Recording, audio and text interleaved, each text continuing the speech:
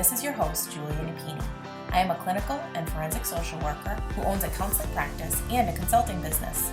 In this show, we discuss the challenges of being successful in business while maintaining your integrity and staying true to yourself. Join me while I interview other professionals and share insights from life and experience.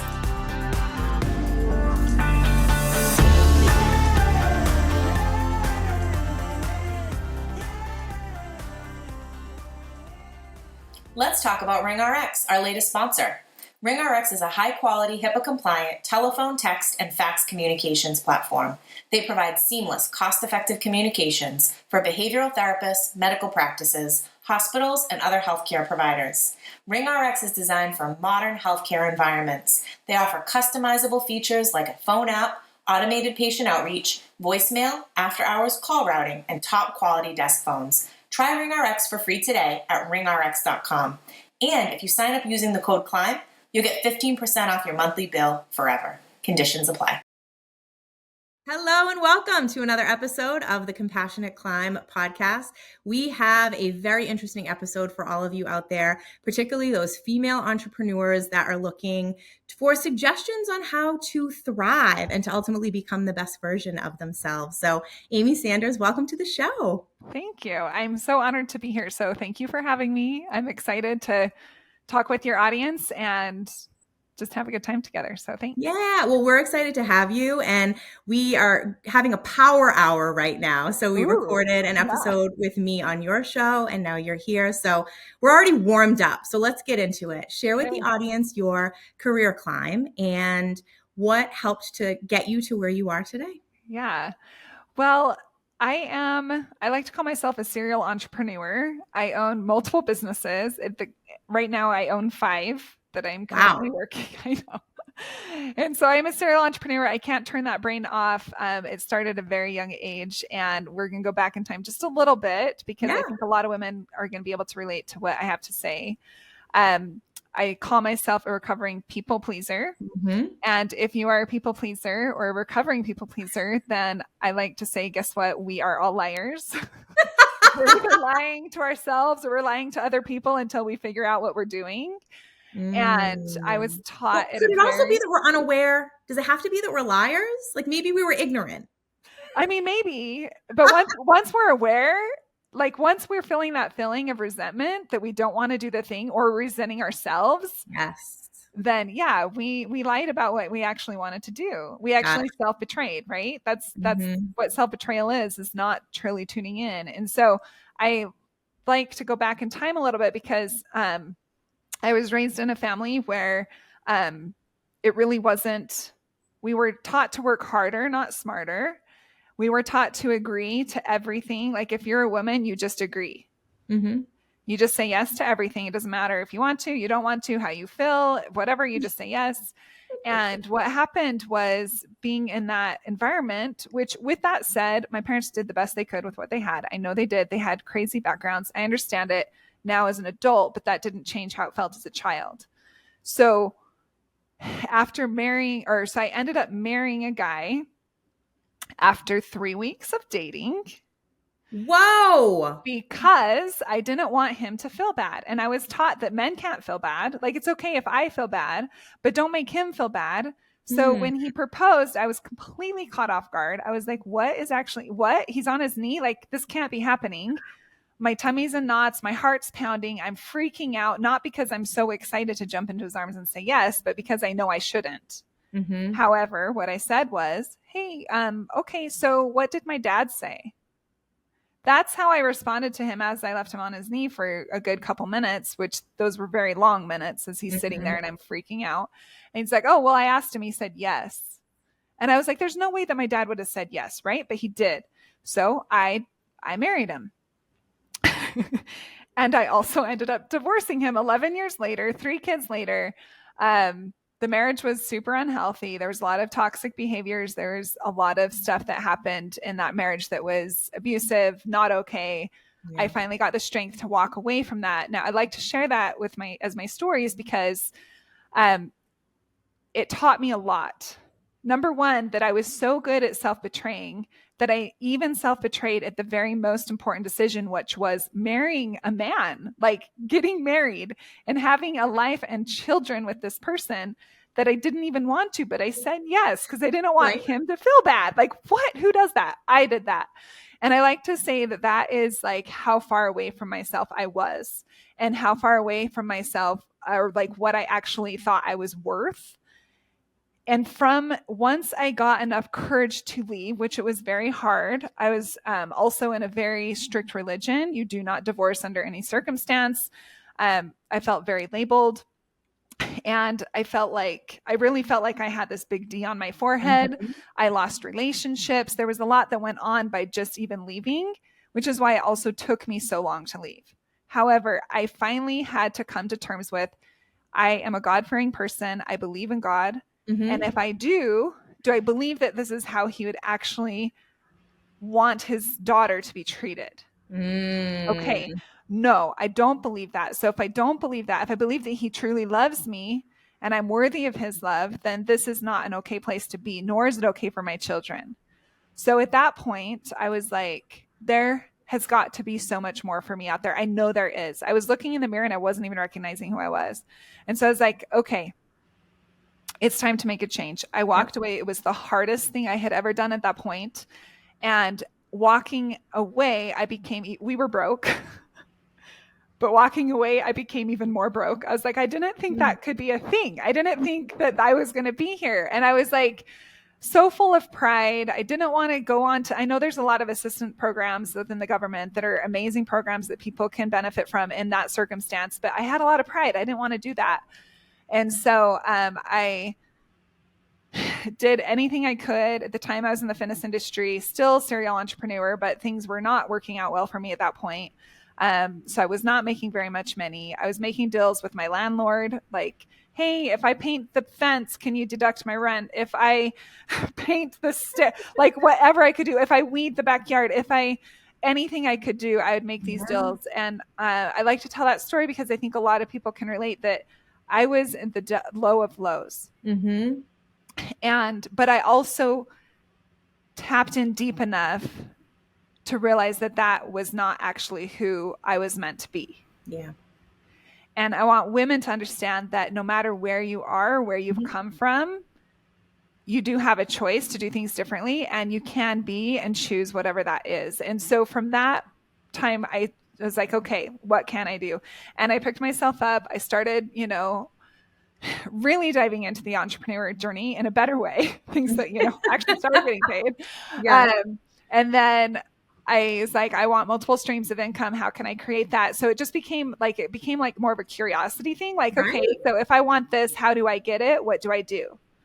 If I believe that other people can have this, then I can have this. And from the time I was like broke single mom to multi-million-dollar platform was 5 years, which is crazy. And I love to share that, not like to pat myself on the back, but to say, if I can from that place, anyone can. Like, it's literally a choice. And I love showing women, especially the female entrepreneur, what she's capable of and that she can. She has certain gifts. She has things that are unique to her that she can help so many people with. And women, especially women who are like, hustling, whether they have like a CEO job, whether they're climbing the ladder or whether they are an entrepreneur, they have something that's driving them.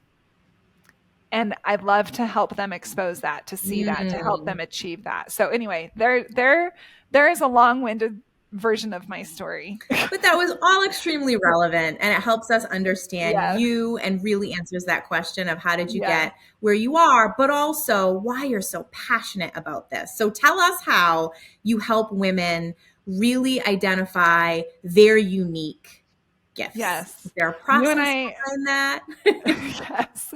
You and I did touch on it a little bit. We're both obsessed with the Enneagram. Yes. We're both Enneagram obsessed. If you guys have not done it, you need to take your test, find out who you are.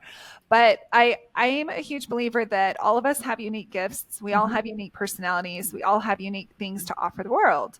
a lot of times within females, for whatever reason, and I'm trying to combat this, I'm trying to stop this, we don't really applaud each other the way that men applaud each other, especially within business. We don't talk about the money. We don't talk about how much we're making. We don't talk about this. It's getting better, but it's almost like still not okay.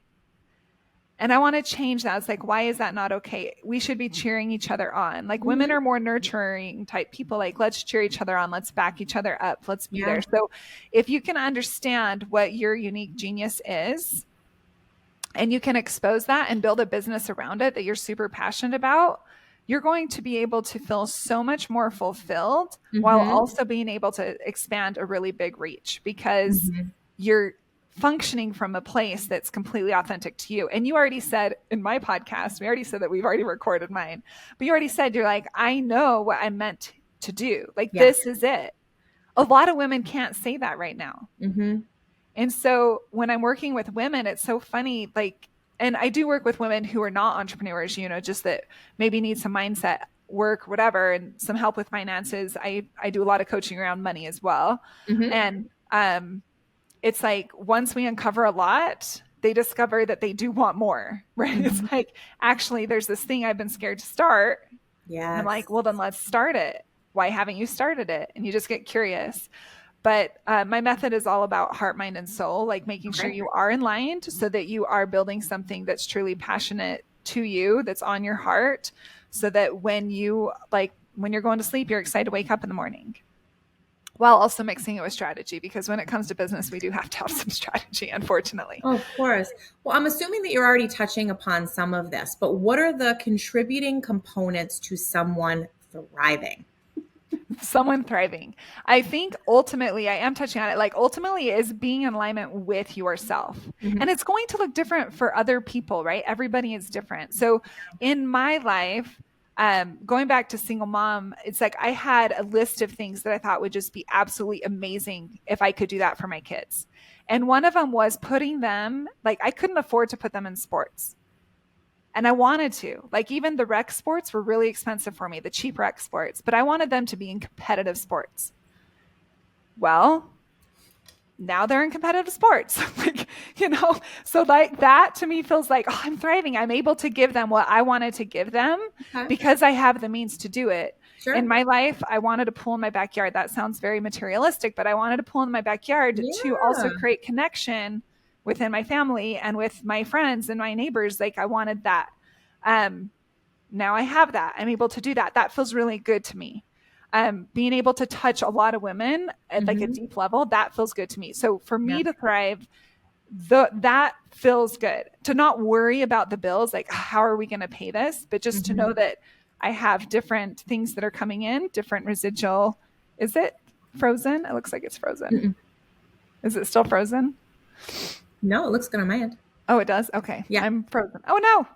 It looks like it's canceling out. Okay. I don't know what happened. Everything went black and it came back. Oh no. So might have to edit. Sorry. But yeah, so coming back to it, it's like, it's going to look different for every person. I wanted to travel a lot. I'm able to travel a lot now. I'm not able to worry so much about the bills, but to someone else, it's going to look different.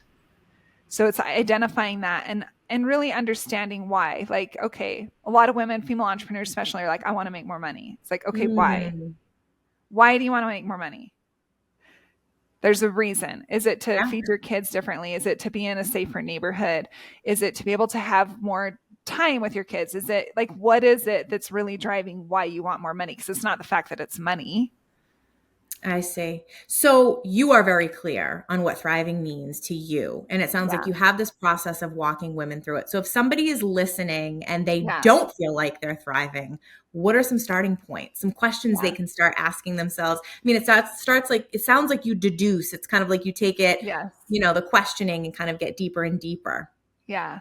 The first thing is to become aware, right? Awareness is key. Also asking yourself, like, okay, so what is it that you're wanting that you don't have right now? Okay. What are the feelings that you're feeling right now that are feeling yucky, and why? And as you and I have both talked about, we'll talk about it here now. It's like, it starts with how you're talking to yourself. Like, what Yeah. thoughts are you believing to be true? And thoughts ultimately, I know this is, everyone is saying this right now, but it's because it's true. Like, we Mhm. have, what do they say, 60,000 thoughts a day. And if you're one of the thinker type people, it's even more. Right. But the majority of those are lies. And so if you're telling yourself that you can't, or if you're telling yourself that you're not worthy, or if you're telling yourself that they can do it, but you can't, or whatever, like, and you start to believe that, that is going to be your result. And you're going to feel, because you have your thought, and then Mhm. from your thought creates a feeling. And from that Right. feeling, your action, your results come. So what are you thinking about? Like, really, back to my single mom days, like, I am blown away now. Like, I'm so proud of myself then for leaving. But myself then, I'm sure she never believed that I could be this now, Yeah. And so it's like asking yourself this, like, okay, um, what do I believe to be true? Mhm. Is that actually true? Yes or no? I mean, it's most likely it's probably not true. What am I wanting and why? Because if you don't understand the why, you're not going to have motivation to do it, nor are you going to want to do it. It's like it's really peeling those layers off, like Absolutely. apart, and then from there creating an action plan. So whether it's business or not, okay, so what am I going to do differently? And if we are, so majority of your listeners are entrepreneurs, correct? Mhm. So we do tick differently. Bottom line, we tick differently, and we have to do things differently in order to be successful. So, are you putting aside, like, how do you wake up? What do you do when you wake up?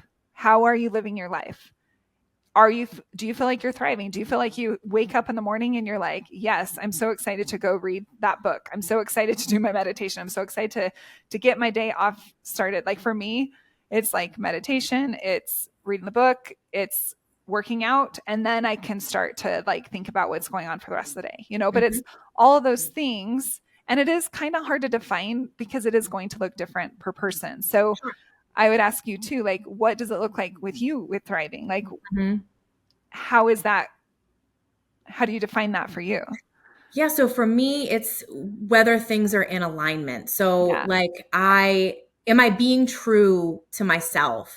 Am absolutely. I kind of at peace, like mentally, but also like in my actions, within my body? Yeah, Aware am I? And then beyond that, it's like being in nature, and it's exercising. It's all the basic things. It's like eating well, making sure that I'm hydrated, being around people that make me happy. But doing things that are aligned with that mission. Like, I was truly put on this planet to serve and to help and to be compassionate and to understand where people are coming from and help them to feel like they're not alone and that somebody gets it. And so, am I seizing opportunities to do that while still checking in with myself and making sure yeah, that I'm okay? yeah. I love that you said that. Yes, I didn't even hit on alignment, but that's ultimately what it is, right? Is that you're Hmm. being true to you, Yeah. and that it feels good. And you know when it feels good because when you're in that alignment, you feel expansive. You feel Hmm. very open. It's like your heart literally feels open. Well, I'm laughing about this because I've reached a new era. I don't know, and I will plan to follow you from this point forward, but like, social media and marketing and having a presence. So I've entered a whole new realm lately. I don't know what's going on with me, but I feel like this just speaks to what we're talking about, where, we talked about this decade of our lives that I'm entering in actually next week, of like Ah, being in our 40s, and how we kind of yeah, think about things in a different way and filter through kind of what matters and what doesn't matter. And I'm just having way too much fun. And it's so fascinating to have people that have known me for a long time seeing this kind of true essence come out, where they would see it, but I wasn't necessarily public about that. And how nice to yeah. have a platform to just do what I feel, say what's on my mind, connect with people on a deeper level that I would never have encountered otherwise. So it's been No. wild. It is wild and it's crazy. It's like crazy that you and I are even talking, right? You're in Massachusetts, I'm in Yeah. Utah, Right. and yet here we are collaborating together and inspiring So our true. audiences. It is so cool that we Hmm. can do this. And ultimately, when it a lot of people that are searching for things, it's like it's that connection. It's that connection with yourself and with others that's usually missing. It's Hmm. not becoming busier. It's not doing more. It's that connection. And for Absolutely. me, It's like, for me, it's like the connection while also what can I create? What can I do? Who can I help? That's what fulfills me. Yeah. And making sure that, my goals and dreams, that I'm hitting them, but I'm also hitting them in alignment. I'm not living in my masculine energy. It's like a yin Right. and yang, it's both. Well, and you also spoke about your children. And so, I mean, I'm sure we could speak on that too. I mean, that was a big why for me. It sounds like it was for you as well. You wanted to be able to provide them with everything as far as opportunities, and you didn't want Yeah. anything to kind of get in the way. And so you worked even harder. So I have to hear about these 5 businesses. So what are they? I know. I'm a little bit crazy. Um, but it's good. So first is my coaching business. And this is where my heart is. This is where I live. This is where, like, it just, to inspire women to do more, be more, and to step into their zone of genius Mhm. is so empowering for me. Like, that is where I feel the most fulfilled, is seeing her light up and seeing her create a difference for herself, her family, the Yeah. world. That is where I love to live.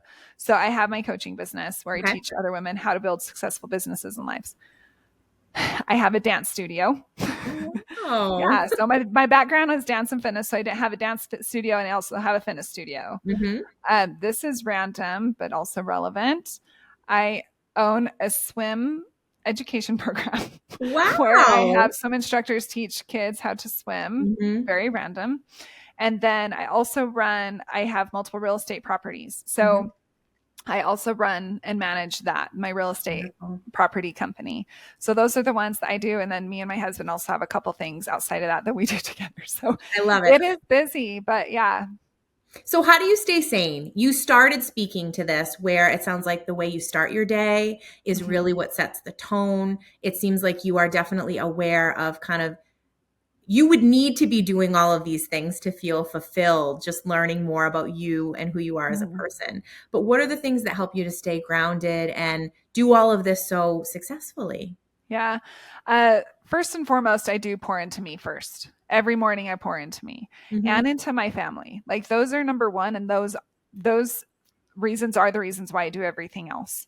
And so they come first. And that feels good. So Hmm. pouring into me looks like, I hit on it a little bit, but when I wake up, I do my meditation every single day. I do some spirituality work as well. Like, I know meditation can and is also Yeah. spiritual, but I do some other stuff. I do some reading. I sit with myself, and then I get my workout in.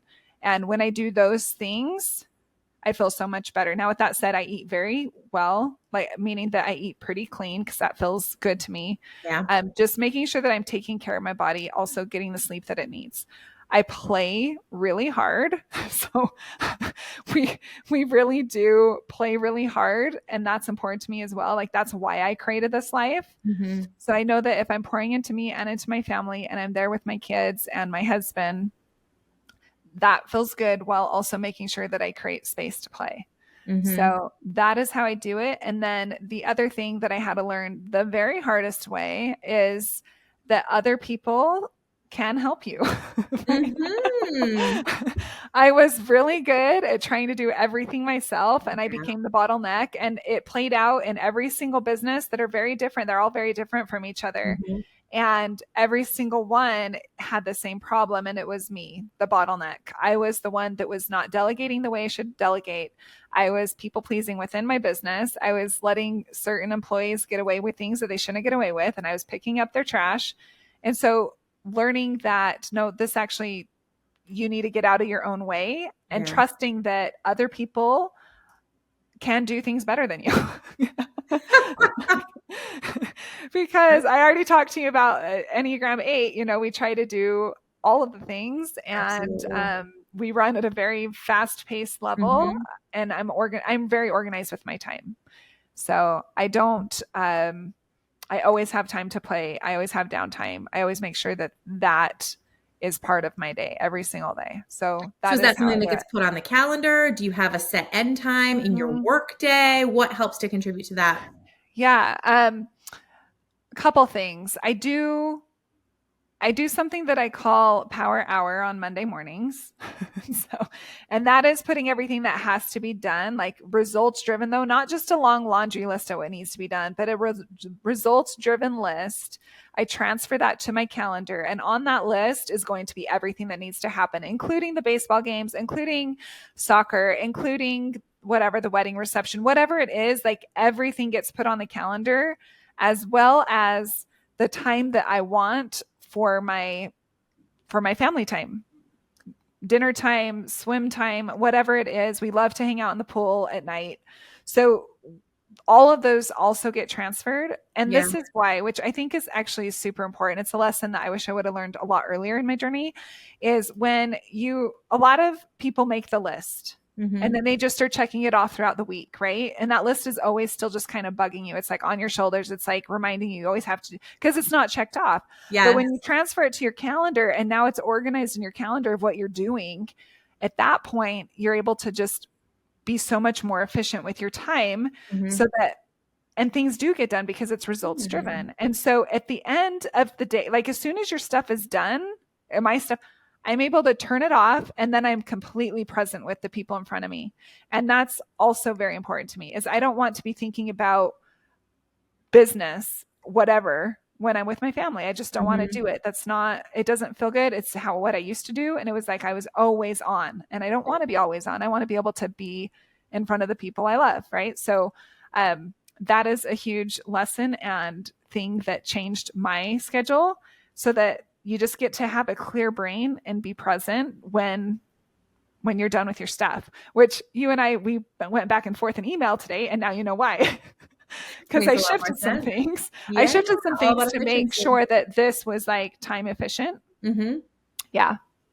I love it. No, that's a great tip. So basically what you're saying is that you take the to-do list and you plug in your calendar when things are going to get done, rather than having this ongoing list. So it's not weighing you down, and you're able to kind of prioritize the things that you need to for the day you're in, and then delay, but they'll still get done because they're in the calendar, the other things that aren't a priority, so that you don't have that weight on you when you're with the people that you care about. Yes. The other thing that it does that is like super important, I think, to mention is that our brains, we're always thinking, right? We have all of those thoughts that are go, go, go, go, go all the time.